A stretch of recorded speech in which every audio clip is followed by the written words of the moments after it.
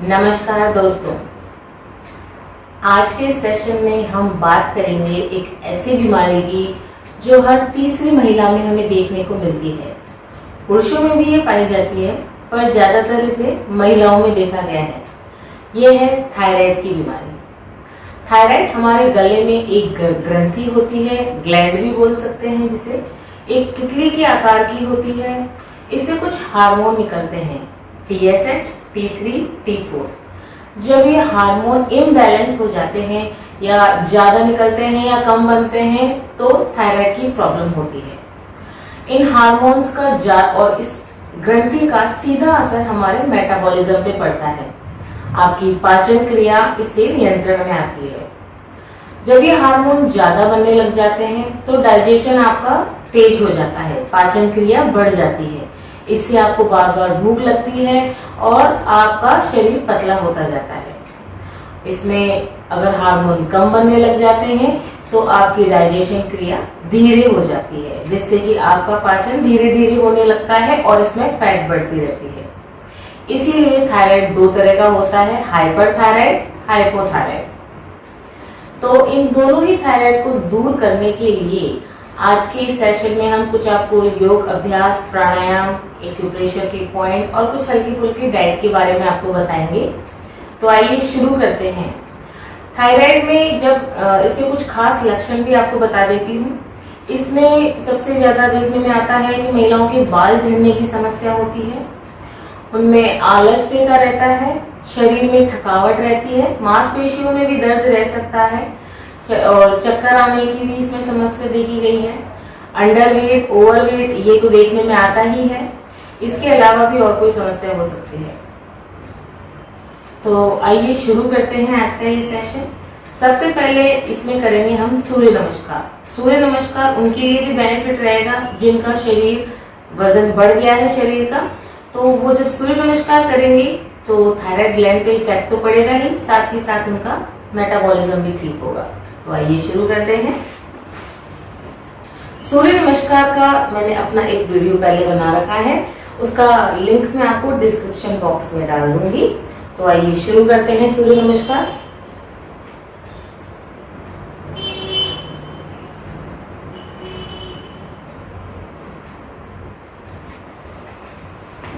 हम जब ये वाला आसन करते हैं, अश्व संचालन आसन, तो इसमें हमारे सीधे गले पे इफेक्ट आता है और जब गले पे इफेक्ट आता है तो थायराइड ग्लैंड पे इस पे अच्छा इफेक्ट देखने को मिलता है।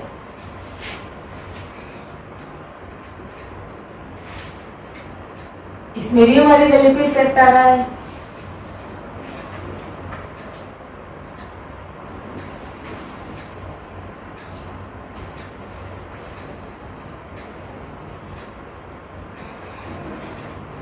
शुरुआत में 5 से 10 राउंड आप इसका कर सकते हैं और इसके बाद में धीरे धीरे जब आपका अभ्यास हो जाए तो आप इसे बढ़ा भी सकते हैं। और इसके बाद हम करेंगे उष्ट्रासन। उष्ट्रासन के लिए आप अपने घुटनों पर बैठ जाएं। जो शुरू में बिल्कुल कर रहे हैं अभ्यास को तो वो बिल्कुल हाथों को आगे से ऐसे बांध के और हल्का सा पीछे झुकने का प्रयास करें। थोड़ी देर ऐसे ही इसमें रुके, 5 से 10 सेकंड। उसके बाद वापस सीधे आ जाए। इसे सांसों के साथ भी किया जा सकता है। सांस ले, होल्ड करें और वापस सीधे हो जाएं। एक बार करके देखते हैं।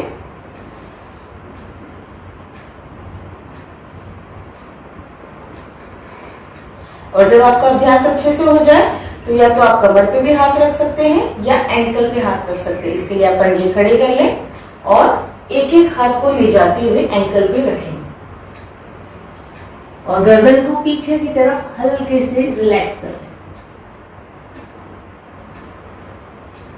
5 से 10 सेकेंड इस आसन में रुकने से आपके अच्छा इफेक्ट पड़ेगा थायराइड ग्लैंड पे और इससे आपका वजन भी कम होगा, डाइजेशन भी आपका सही होगा। इसमें एक हम बताते हैं मत्स्य आसन। इसके लिए आप पद्मासन में बैठ जाएं।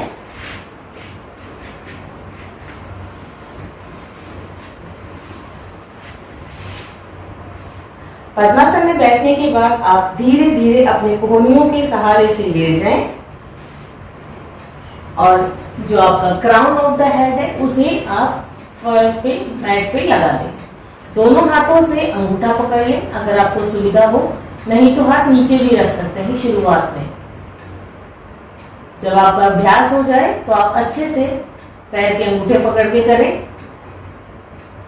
5 से 10 सेकंड रुकते हुए समय बढ़ाते जाएं और धीरे धीरे गर्दन को पहले उठाएं, पैरों को हल्का सा खोलें और एल्बो के सपोर्ट से ही आप वापस आए।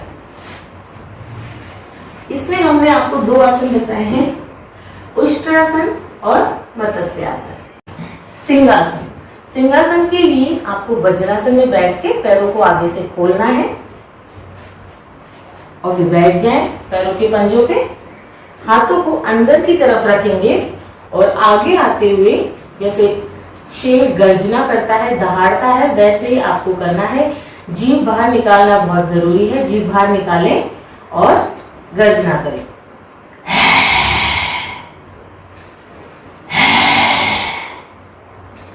ऐसे करने से भी आपकी थायराइड ग्रंथि की मसाज होती है और उसको बहुत आराम मिलता है।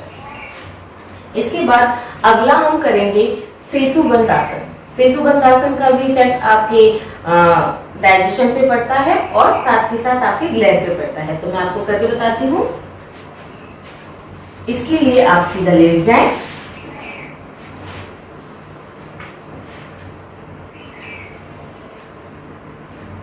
पैरों को बिल्कुल हिप से थोड़ी दूरी पे रखें और हल्का हल्का शरीर को आगे से उठा लें। दोनों हाथों को पकड़ के इंटरलॉक करें और हाथ बिल्कुल सीधा रखें। शुरुआत में अभ्यास करें जब इतना ही करें और जब धीरे धीरे आपकी अच्छी प्रैक्टिस हो जाए तो आप इसे हाथों के सपोर्ट से भी ऊपर कर सकते हैं। थोड़ी देर इसमें रुकें, 5 से 10 सेकंड। इसका सीधा इफेक्ट आपके गले पे आता है और धीरे धीरे एक एक हाथ को हटाते हुए धीरे से नीचे आ जाएं और पैर सीधे करें, करवट लेते हुए आप उठ जाएं।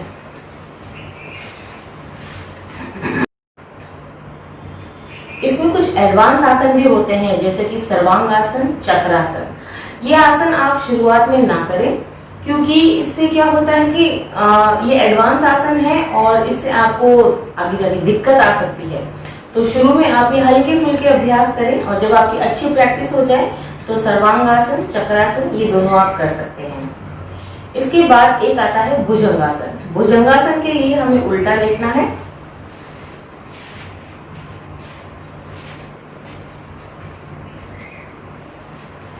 के बाद अपने दोनों हाथों को छाती के बगल में लगाएं। सांस लेते हुए हल्का सा ऊपर उठें, कोहनियां मुड़ी हुई रहे। थोड़ी देर इसमें रुकें और धीरे धीरे वापस नीचे आ जाएं।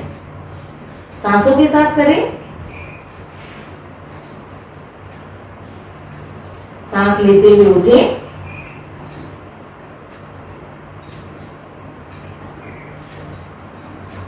सांस छोड़ते हुए वापस नीचे। इसमें एक तरह से और कर सकते हैं, दोनों हाथों को अपने सामने रखें, एक हाथ के ऊपर एक हाथ रखें और धीरे धीरे उठें, हाथों को सीधा करें और ऊपर की तरफ देखें।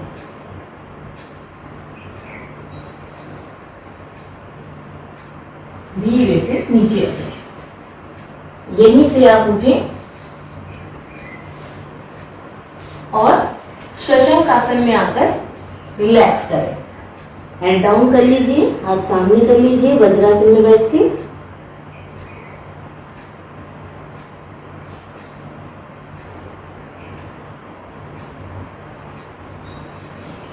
धीरे से बैठ जाए।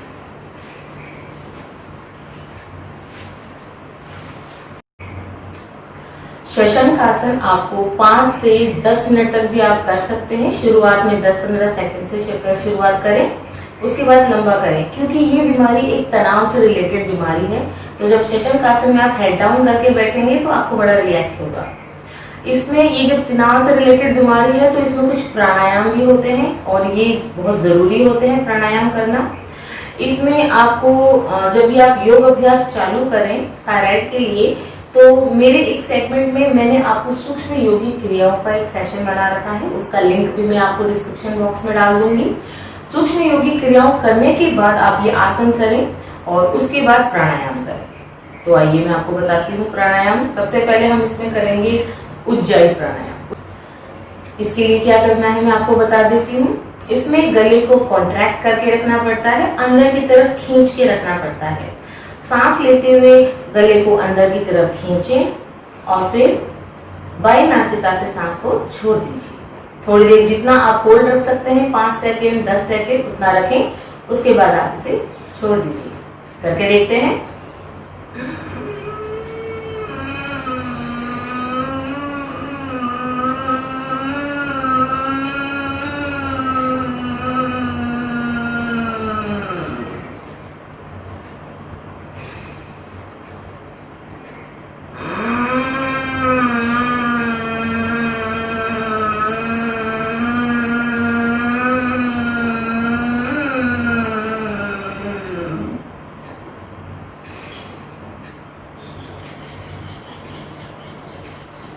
वापिस करके देखते हैं।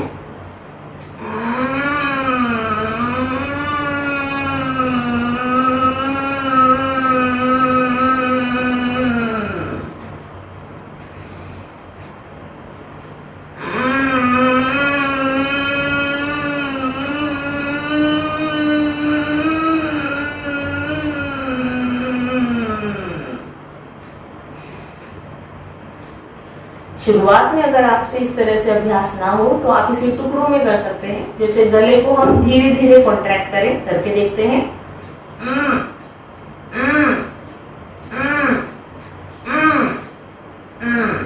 जब आपका अच्छे से अभ्यास हो जाए तो आप इसे कंटिन्यू करें। इसका सीधा इफेक्ट आपकी थायराइड ग्लैंड पे पड़ता है। शुरुआत में 5 से 10 सेकंड करेंगे, इसका असर आपको दिखने को मिलेगा और लगातार जब इसे 5 से 10 मिनट तक आप करना चालू करेंगे तो थायराइड बड़ी जल्दी आपका क्योर होने लग जाएगा। इसमें अगला प्राणायाम हम आपको बताते हैं भस्त्रिका प्राणायाम। भस्त्रिका प्राणायाम कैसे किया जाता है देखते हैं। नाक से लंबा गहरा सांस लेंगे और नाक से ही लंबा गहरा सांस छोड़ देंगे। करके देखें।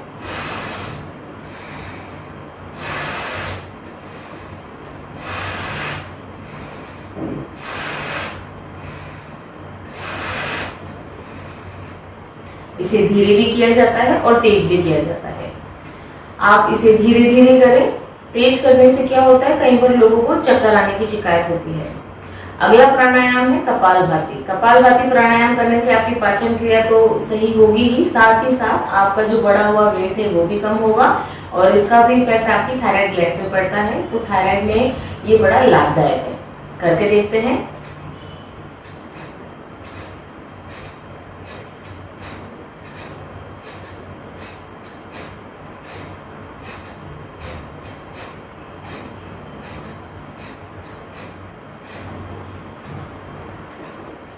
कपालभाति करने के बाद अब हम अगला प्राणायाम करेंगे अनुलोम विलोम। जैसा कि ये एक तनाव से रिलेटेड बीमारी बताई जाती है, तो इसको दूर करने के लिए जो हमारे अगले प्राणायाम हैं अनुलोम विलोम, भ्रामरी और उद्गीत, ये तीनों ही आपको मानसिक शांति प्रदान करेंगे। तो सबसे पहले करते हैं अनुलोम विलोम। इसके लिए आप एक तरफ से सांस लेंगे और दूसरी तरफ से सांस को छोड़ देंगे, वापस सांस लेके दूसरी तरफ से छोड़ देंगे। करके देखते हैं।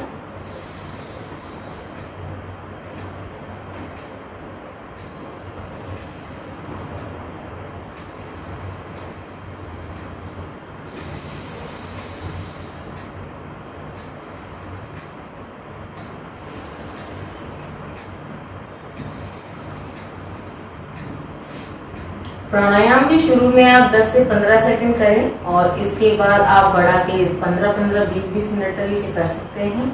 अगला प्राणायाम है भ्रामरी प्राणायाम। इसमें कानों को बंद करेंगे, लंबा गहरा सांस लेंगे और भंवरे की जैसे म का साउंड करते हुए सांस को छोड़ देंगे। करके देखते हैं।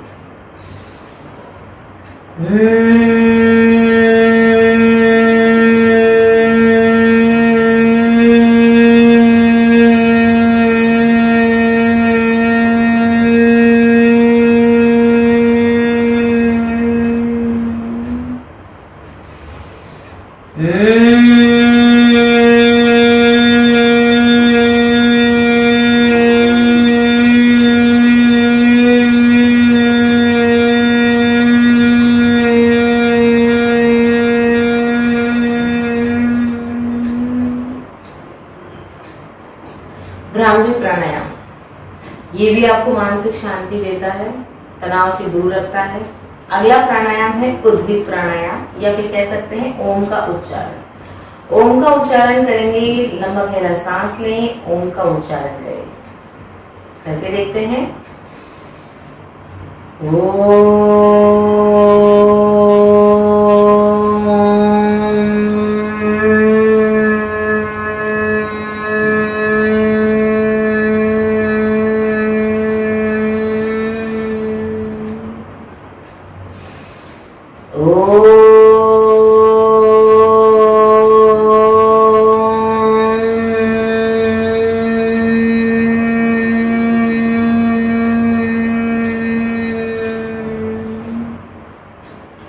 इसे भी आप शुरुआत में 10 से 15 सेकंड करें और बढ़ाते हुए 20 मिनट, आधा घंटा तक आप इसे आराम से कर सकते हैं।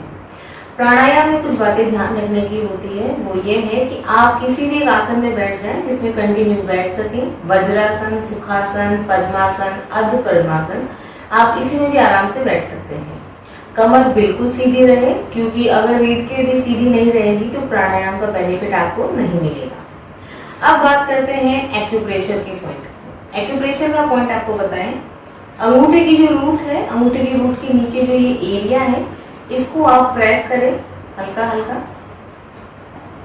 आप दिन में 2 से 3 बार इसको प्रेस करें। 2-2 मिनट के लिए, 3-3 मिनट के लिए आप इसे प्रेस कर सकते हैं। खाना खाने से पहले करें तो इसका इफेक्ट अच्छा देखने को मिलेगा। जब भी आप फ्री रहें, टीवी देखते समय या कुछ और ऐसा काम करते समय कि आप ये कर सकते हैं, तो इसे जरूर करें। यही पॉइंट दूसरे हाथ में भी है, अंगूठे के जस्ट नीचे।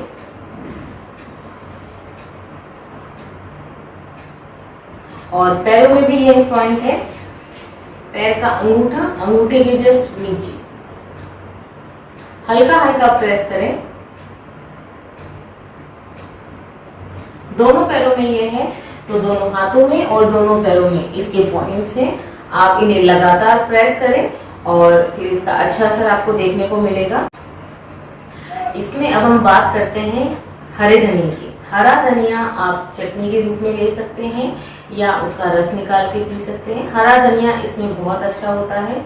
दूध से बनी चीजों का भी आप इसमें प्रयोग कर सकते हैं। और ये जो थायराइड की समस्या है, ये कई बार प्रेग्नेंट लेडी को भी देखने को आती है, क्योंकि हार्मोन्स का जब इम्बैलेंस होता है प्रेगनेंसी के दौरान, तो थायराइड की समस्याएं हो जाती है।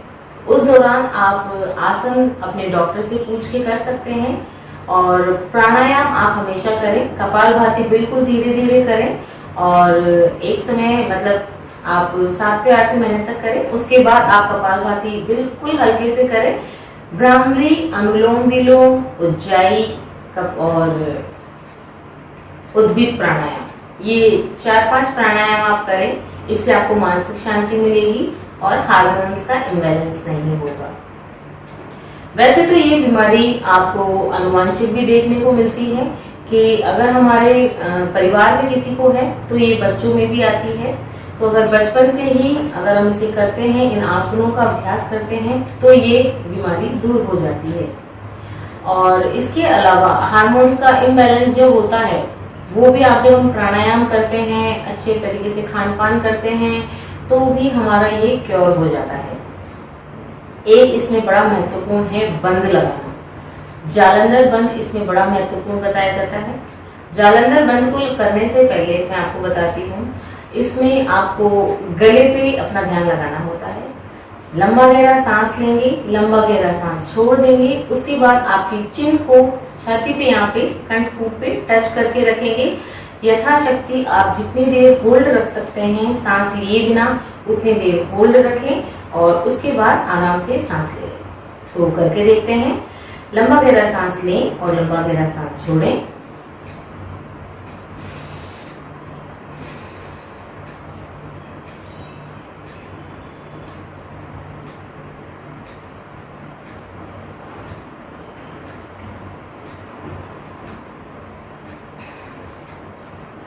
जितनी देर आप सांस को रोक सकते हैं उतना बढ़िया है। 5 से 10 सेकंड रोकने की कोशिश करें, उसके बाद समय बढ़ा सकते हैं। इसका सीधा असर आपकी थायराइड ग्लैंड पे पड़ता है और इसका बड़ा अच्छा रिजल्ट देखने को मिलता है। थायराइड एक तनाव से रिलेटेड बीमारी है जो कि मैं आपको बता चुकी हूँ। तो आप कोशिश करें कि अपने तनाव को दूर रखें। इसके लिए आप अपना कुछ भी मनपसंद का काम कर सकते हैं, संगीत सुनना, और इसके अलावा आप शवासन में भी कुछ देर लेट सकते हैं। इसके अलावा आप दीवार के सहारे पैरों को ऊपर करके लेट सकते हैं, जिससे आपके ब्लड सर्कुलेशन सीधा हार्ट तक पहुंचता है। मानसिक शांति भी आपको इससे मिलती है। तो आज इस सेशन में मैंने आपको थायराइड से रिलेटेड कुछ जानकारियां देने की कोशिश की है। आपको ये वीडियो कैसा लगा और इसमें दिए गए सुझाव आपको कैसे लगे, आप नीचे कमेंट बॉक्स में बताइए। इसके अलावा अगर आपके पास सुझाव है कुछ, तो आप ज़रूर मुझे बताएं। और अगर ये वीडियो आपको अच्छा लगा है तो आप इसे प्लीज़ लाइक करें, शेयर करें और चैनल को सब्सक्राइब करें। ज़्यादा से ज़्यादा इस वीडियो को आप अपने रिलेशन में, फ्रेंड सर्कल में भेजें, जिससे कि बाकी लोग भी, अगर किसी को थायराइड, किसी के परिवार में किसी सदस्य को थायराइड की प्रॉब्लम है, तो वो इसका लाभ उठा सके। आज के सेशन में बस इतना ही।